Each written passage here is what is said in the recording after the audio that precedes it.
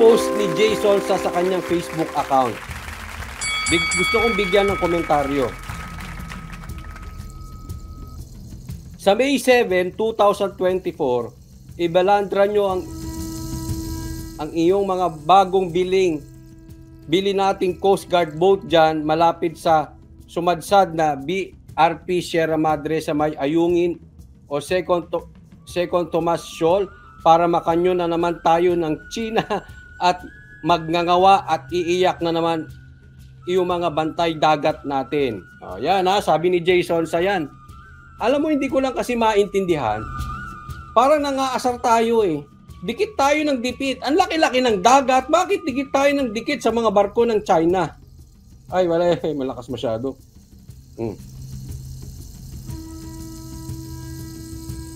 O, tuloy tayo. Tapos, mag-surprise checkpoint ulit kayo sa may Alitagtag, Batangas. Baka sakaling may magawi na namang hauler ng shabu na walang lisensya at American citizen doon at makascore ng big time ang mga bata ni Major. Gawin nyo yan ha para matabunan inyong mga sasabihin ni Diamond Star, iyong confidential asset ng PIDEA noong March 2012 at ni Mayor Digong sa Senate Committee on Public Order and Illegal Drugs. Ayan. Nako, controversial po itong makati yung ilong ko controversial ito. Yan po yung post ni Jason sa. Bigyan po natin ng komentaryo. Ako po, saglit. Ano ba ito? Saglit medyo nawawala eh.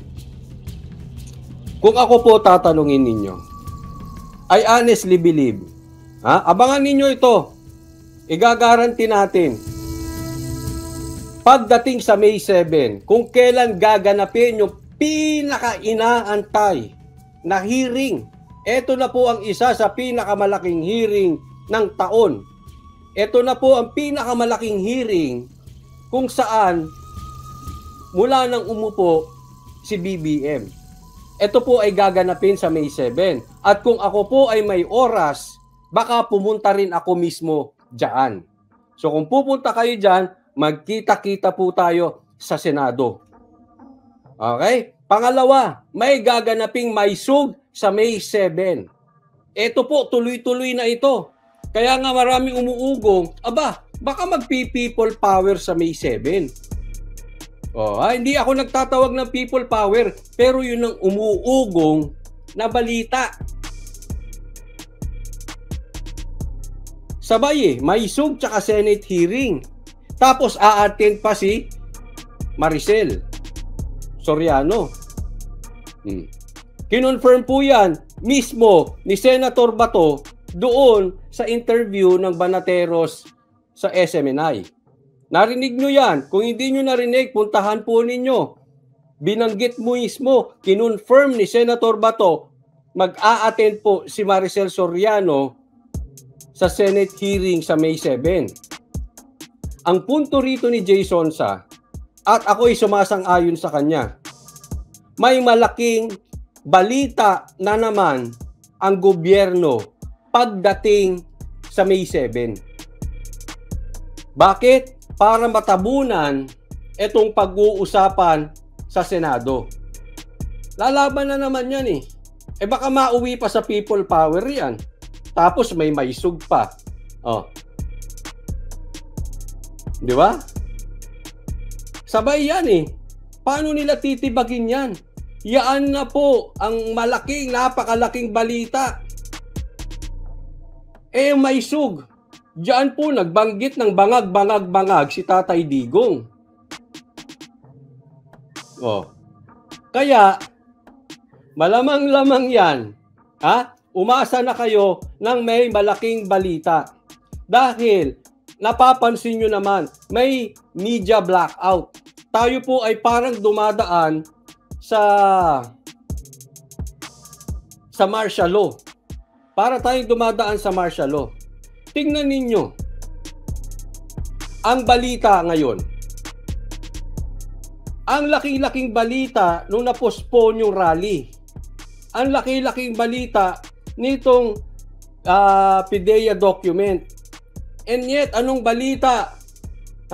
Anong balita ng GMA, mga mainstream media, ABS, si Bong Navarro? Ako I'm happy for Bong Navarro at nakamit niya ang kanyang hustisya. Ayoko makialam patungkol dyan. Pero kailangan ko kasing banggitin to eh. Sabi nga, bakit si Bong Navarro ang binabalita nyo ang lalaki ng balita? Kaya bang pababain ni Bong Navarro yung presyo ng bigas? As if naman, ang bigas natin ay dependent kay Bong Navarro. As if naman, ang bigas natin, nakadepende dyan sa anong kidnapping case na yan, or rape case na yan, or kung ano mang kaso nila dyan. Bakit bigla-bigla andyan ang interest ng mainstream media? Kaya ako po hindi tingnan niyo to, maaalala niyo ako, pagdating sa May 7, brace yourself, may malaking balita at malamang-lamang yan, pinaghahandaan po nila yan para mapagtakpan itong Senate hearing at para mapagtakpan itong Maisug Rally. Dahil habang naghahanda ang mga DDS, manood po kayo, habang naghahanda ang mga DDS, habang may usapin ng people power, habang may usapin ng patungkol sa mga lalabas na witnesses, patungkol dyan sa document na yan, patungkol sa pananahimik ni Tatay Digong simula nang na-cancel yung Maisug. Tandaan nyo simula na-cancel ang Maisug dyan sa Bulacan, hindi pa siya nagsasalita. Hindi natin alam kung mananahimik siya ng tuluyan or sasabog siya dito sa next Maisug na gaganapin din sa May 7.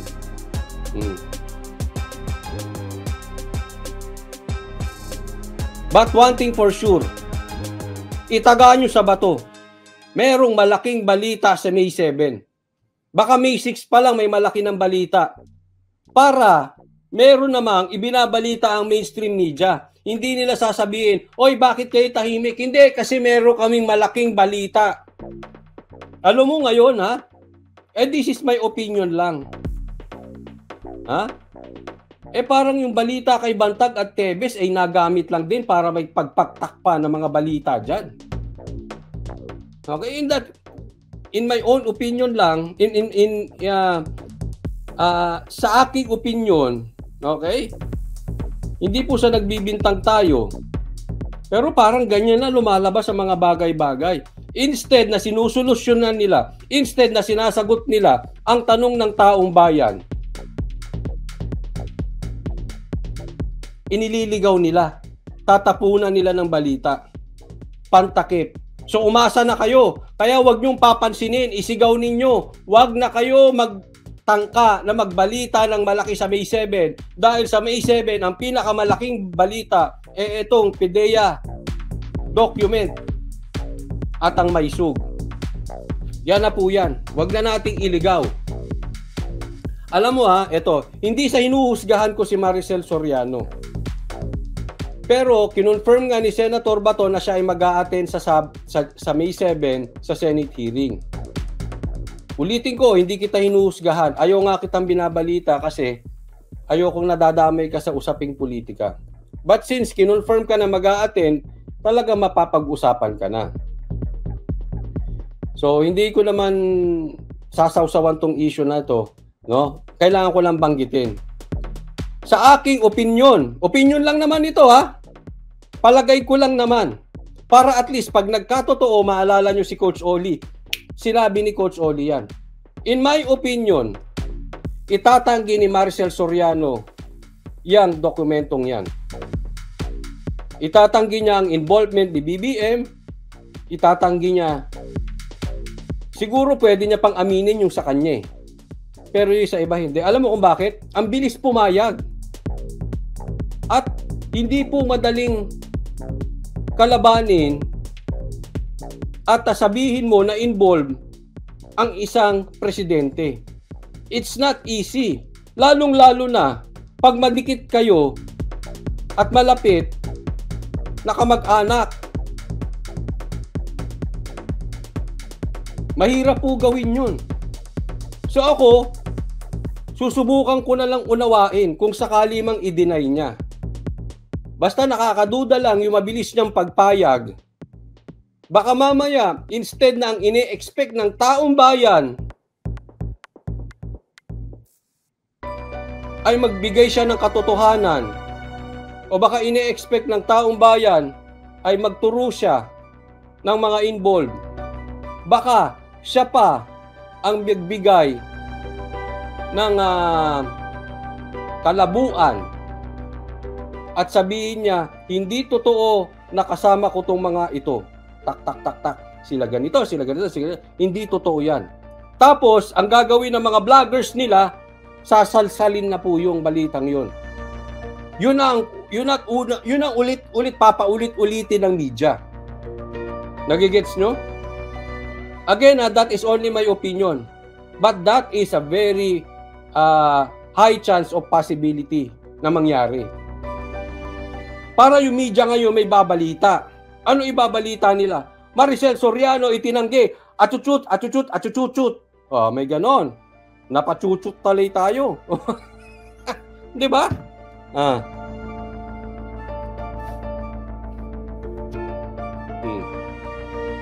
So, sinasabi ko lang, hindi po yan ang statement ni Maricel Soriano, pero tandaan nyo, sinabi ko yan. Para pag yan ang naging statement, sabihin nyo, yan sinabi ni Coach Oli. Kasi pwede niyang i-deny eh. Di ba? Alam mo, artista yan. Yan ngayon ang sasalsalin ng media. Ay, binabalita namin yung PIDEA document. Hindi totoo. Sabi ni Diamond Star. May headline na sila bigla. Bigla na silang nagbalita. Medyo kinakabahan ako dyan sa style na ganyan, ha? Ay, nako. Pero again, ha? Sa opinion ko lang yan, ha? So, wag muna nating husgahan si Maricel Soriano. Malay nyo naman. I really hope na mapahiya ako. I really hope that I am wrong sa ikabubuti ng katotohanan. That we may know the truth and nothing but the truth. So help us God. Huwag niyong kakalimutan, for Senator Coach Oli, News PH. Hindi. Kaya lang ako nagaganyan kasi hindi totoo. Hindi ako magsasalita ng ganyan kung alam ko totoo. Okay? Nako, painit ito. At alam nyo naman, kinakabahan sila. Okay? Ilang beses na nating inuulit, ang confidence ng taong bayan ay mawawala kung hindi magpapadrug test si BBM. Yan po talaga. Wala na pong solusyon dyan.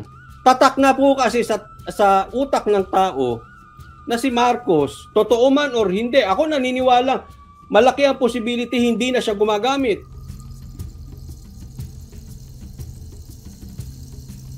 Pero, hindi natin masisisi ang taong bayan na tatak na sa utak nila na siya ay gumagamit. So wala na po tayong paraan para maalis sa utak ng tao yan kung hindi magpa-drug test.